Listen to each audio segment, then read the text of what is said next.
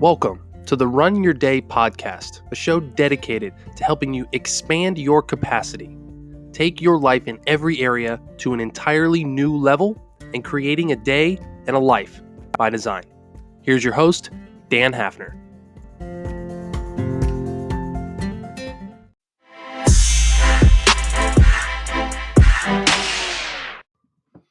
Hello, everyone. Welcome back to another episode of the Run Your Day podcast. As always, your host, Dan Hafner here, the founder of Runwage and creator of the Run Your Day podcast. Today's topic is this: marketing is in the mind. As always, I appreciate all of you guys joining. Sit back, relax, and enjoy this episode. All right, so I am going to try to fit this into a minute. I'm doing something a little bit different right now. You might be seeing this video on Instagram right now. I'm trying to get a little bit of exposure and promotion for the podcast on the Instagram handle, which is at Run Your Day Today. You can check that out. If you're listening to this on the podcast, you can get a little bit of extra stuff and some inspiration, motivation through my Instagram handle of at Run Your Day Today. So I'm going to sign off this video for Instagram. Check out the podcast if you're just watching this on Instagram. It's called Run Your Day, and you can subscribe anywhere you can find your podcast. All right, everyone. So the video is now over, and I'm focusing on you guys. So I'm just testing a little bit of stuff, and that's actually kind of what I'm going to talk about today. Wow, that's kind of crazy, handling all of this all at once. But hey, man, that's what this is all about. So today's topic is going to be more business related than usual. I really haven't dug into a lot of business type topics lately. But the more I study it and the more I engage with it, the more I really feel called to share it. So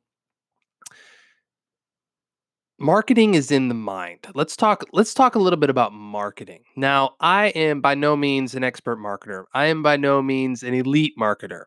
I'm still in the very beginning stages of things. I'm still learning. I don't think you can ever fully become, there are elite marketers out there. I'm not a Grant Cardone. I'm not a Russell Brunson. I'm not a Garrett White. I'm not all these people that have mastered the game, right, by any stretch of the imagination. But I am learning. I am seeing different results. I'm seeing different things. And the more I study, the more I really start to realize this truth of that this marketing is a connection. It's a dance, right? It's not a dictatorship. It's not manipulation. It's not coercion. It's seduction, right? It's seduction inside of someone's mind, but in order to compel someone and light a fire inside of them and inside of their mind, inside of their heart, inside of their soul, to want to engage, not to have to engage, right? When you think about dictatorship governments, right? Why is there always continual backlash against people being told what to do? Because people freaking hate being told what to do. It's just like a teenager, right? I went through this. Some of you might have teenagers. Some of you might have younger kids. When you tell people what to do, they're going to find ways to basically give you the finger and be like, well, nope, don't want to do that. But if you compel people, if you work with people, if you understand what's happening inside of that person's mind and where they are and what they want and what obstacles they're facing and what true problems they have, that's where marketing starts, right? Because you can start there and move them through a process to say, okay, look, I understand where you are. Like, I understand the problems you're facing. I truly, truly do. Right. And this can be whatever inside of whatever industry, inside of whatever niche or business that you're inside of. But starting from that place of authenticity and understanding is the start of that seduction process. And people hear, oh, the seduction process. Well, I don't want to be seduced into something, but I'll have you consider that you do. Right? We as human beings love to be seduced, even when we don't think that that's what we want. We all want to be wanted, at some level or another. We all want to be wanted. We want to be wanted inside of a relationship. We want to be wanted and needed inside of our careers. Like we want to feel like we're making an impact, that we're relied upon. We're needed at some level. Because if you're not, you find yourself in this place of, well, why am I here? What am I doing? What's the purpose? And what the hell, right? And that's a shitty place to be. That's no fun. So whether you're a marketer, whether you are a business person, or you're an advertiser, or you just have your own business, or even if you just have a job, right? There's always marketing. There's always marketing that you can do on other people to get what you want. And a lot of people have, and I used to have this as well. A lot of people have this icky feeling around, well, I don't really want to manipulate people, or I got to figure out how to get leverage on someone to get what I want.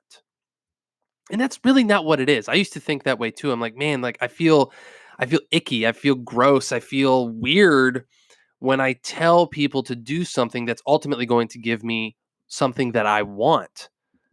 But what I never understood was that I also have something that you want, right? Like I also have something of value that solves a pain that you might have, that I know you have, or a problem or an obstacle, right? So when there's fair exchange, even seemingly unfair exchange on your part, like you feel like you're actually cheating me out of something by me giving you something in exchange for something that you don't feel as is as valuable, right? So I hope you're kind of, I know I'm kind of all over the place with this and I'm using generalities, but I really want you to be able to use this inside of your own um, container, inside of your own frame for whatever it is that you do, right?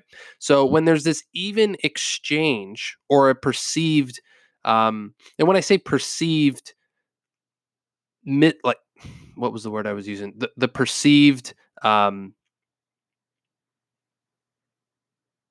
disproportionate exchange, that's the word I was looking for.